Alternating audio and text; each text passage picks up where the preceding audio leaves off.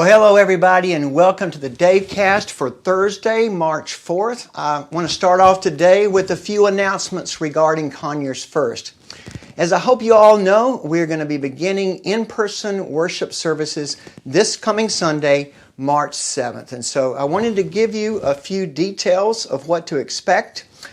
As you come to the church, as you come in, we will have a check-in desk at each of the entrances where you will have your temperature checked and answer a few questions. And then masks will be required, and we're going to be practicing all the social distancing and the kind of safety protocols really that we've all become accustomed to during the pandemic if you've gone out someplace.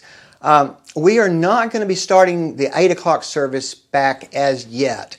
But the contemporary service will begin at 9:30, and that will have children's ministry and nursery running during that hour. Also, I know that some Sunday school classes are planning on meeting with certain safety precautions. For example, the Maxwell class I know is planning on meeting for those who have received the vaccine, but they're still going to be sitting socially distanced and wearing masks. And I think that is the case for a couple of the other Sunday school classes as well. And then we will have our traditional worship service at 11 o'clock in the church sanctuary, and there will also be a nursery provided there for that service for preschool and younger age kids. And so it's all very exciting to think that we are finally beginning to return to some sort of sense of normalcy. But I do want to say, we all still need to continue to practice an abundance of caution because, we don't want to back up. We don't want to lose all the hard work and gains we made over this long, difficult year. Now, for those of you who are choosing to wait a little while before you come back, we will be streaming both those services. And, that was the practice before this whole pandemic thing started. And so rest assured there will be an online option for you, although it will look a little different than when we were just totally online because it will be our live worship services being streamed. And I also need to talk about the DaveCast and let you know that now that we are making this transition back to in-person and hopefully returning to a more normal church schedule, I'm going to be cutting the DaveCast back to just one day a week, which will be on Thursdays, as I hope to be sort of a midweek lift. In addition to the Bible study that I'm doing, I'm also going to be including Conyers First announcements as part of that, like what I've just been doing now. And so, although I've really enjoyed doing the DaveCast 3 days a week during the pandemic, I need to pare it back now since my schedule is getting busier. I need to find something more sustainable as we get back to our regular church activities over the next few months. And so, with all of that in mind, let's now continue in our study on the Sermon on the Mount, where we have worked all our way up to Matthew 6:19 through 21. And this is a passage that's going to sound familiar to some of you if you've been going to churches for a number of years, because this is a passage that often gets used in sermons and teachings around stewardship season in the fall. And it's a great stewardship lesson, it is. But it also has a context within the Sermon on the Mount. And so what I want us to see today is that there are implications for us beyond just maybe considering the amount we're going to put down on our pledge cards or estimate of giving cards for the coming year each fall. And so let me now read these next few verses, and then we will be breaking them down a little bit. So this is going to be Matthew 6:19 through 21. Do not store up for yourselves treasures on earth where moths and vermin destroy and where thieves break in and steal.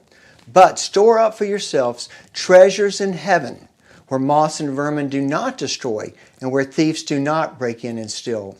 For where your treasure is, there your heart will be also. For where your treasure is, there your heart will be also. If you stop to think about it, we might think or expect this sentence to run the other way, right? And read something like, where your heart is, there your treasure will be also. But that's not what it says. It's the opposite. It says, it's where your treasure is, there your hearts will be also. And so what's up with that? Why did Jesus say it that way? And what difference does that make?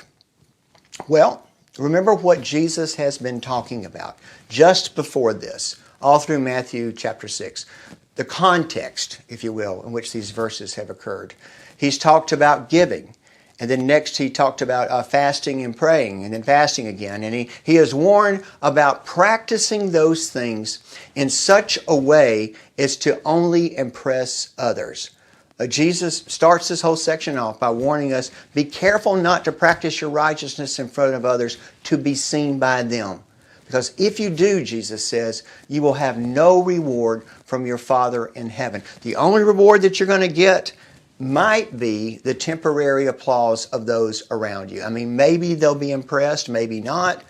But if they are, that's all the reward you're going to get.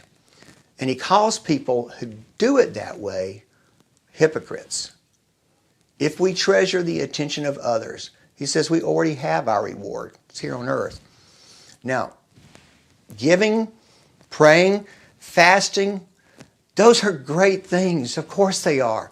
In fact, if they're done with proper motivation, those are all those spiritual disciplines that can draw us closer to God and can unlock for us what it means for us to be disciples in the kingdom of God. Jesus says, store up for yourselves treasures in heaven. Now, I do want to remind you, we talked about this a couple of times, kingdom of heaven in the other Gospels usually refers to as the kingdom of God. And so those are just two ways of referring to the same thing, the kingdom of God. And it's not just the place where we go after we die, but it is Christ's kingdom coming to earth as it is in heaven. More narrowly put, the kingdom of God is a spiritual rule over the hearts and lives of those who willingly submit to God's authority. And so that leads us up to this part about storing up treasures in God's kingdom. Not treasure on earth that's going to get eaten up by moths and turn to rust after a few years. And we know that's true. I mean, if you've ever gotten a new car, you ever get a new car and it's so shiny and it has that new car smell and maybe has all the latest, greatest stuff like GPS and seat warmers. But then after a few years, you know what happens? That car starts to wear out. It gets a few miles on it and the engine needs repair. Maybe we back into a mailbox or something, it gets a little dinged up, the tires get bald. And even with the best maintenance, even if we change the oil routinely and religiously and all that stuff, there's going to come a time that car is going to quit running and it's only going to be good for scrap metal. Our houses, no matter how big they are, how fancy they are, how sturdy they're built, they're not going to be around in 100 years or so. The clothes we wear, the technology we use, the list of our material possessions that can go on and on and on, they have a shelf life. I mean, you get the point. All that stuff is temporary. It's not eternal. God's kingdom, being a part of God's kingdom, laying up treasures in God's kingdom, that is tapping into and developing eyes to see that which is eternal. And you know what else is temporary? Earthly praise. Earthly praise. Someone may be the most valuable player on the championship football team, but the applause is only for a minute. And the next season, there are going to be other players and other championship teams, and 10, 20 years from now, if that is how someone has built their whole identity, if that is where they have developed their sense of self-worth, and they just try to continue to live in what Bruce Springsteen called glory days. Back in that old song, remember? Glory days. But someone living their life like that, it gets pretty sad, right? You ever know somebody like that? All they could talk about was glory days. Now there's nothing wrong with owning a car. I mean, you need one to get around, I guess. There's nothing wrong with having a house. We need a place to live, right? In fact, Jesus is going to address all of this in just the next few verses when he talks about the lilies of the field and the birds of the air. But if what kind of car we drive, how big our house is, how many trophies are on our shelves, how important we think what we do is or what we did was, if that becomes the focus of our self-worth, and if we kind of look around to watch and see what everyone else is driving in the houses they live in, the clothes they wear, and how important we perceive their job to be, and we use that as a way of judging them, well, that's messed up. And that's going to be a very empty life and a very sad eternity. Jesus says, don't store up for yourselves those kinds of earthly treasures. Store up heavenly treasures. Our focus should be on the eternal. How we live, what we do, relationships we invest in, activities we participate in, and in all of this, we should be pursuing to live in God's kingdom now, because that's what's eternal. And so that leads us back to that phrase that sounds like it could have been written the other way. Where your treasure is, there your heart will be also. And here's the thing to remember. Jesus is interested in our transformed hearts. And He knows how this world works, and He knows that's the way it works. I mean, Jesus knows how tempting this world can be. I mean, after all, Jesus was tempted as we are. And so what Jesus is teaching us here is how to invest in the eternal, how to store up treasures in God's kingdom. And we do that by learning to live our lives with open hearts and with open hands. Open hearts means we have a heart like Jesus. We allow Jesus to develop that kind of heart in us, one that cares about the poor and the weak and the disenfranchised and the marginalized. Open hands means that we live our lives with a loose grip. We realize that everything we have is a gift from God, so we hold on to it loosely. We're just stewards of those gifts. So our earthly goods are not used for our own contentment, but rather used to have an impact on those around us for the sake of Jesus Christ. Our eternal perspective affects our earthly priorities. Where our treasure is, there our hearts will be also. What's valuable both now and in eternity is what God cares about. Treating people right, forgiveness and loyalty. We're meant to use possessions and love people, not love possessions and use people. We are to store up treasures in the kingdom of heaven.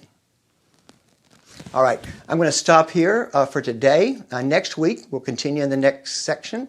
But for now, keep bringing the hope, and I hope to see you next Sunday at Conyers First.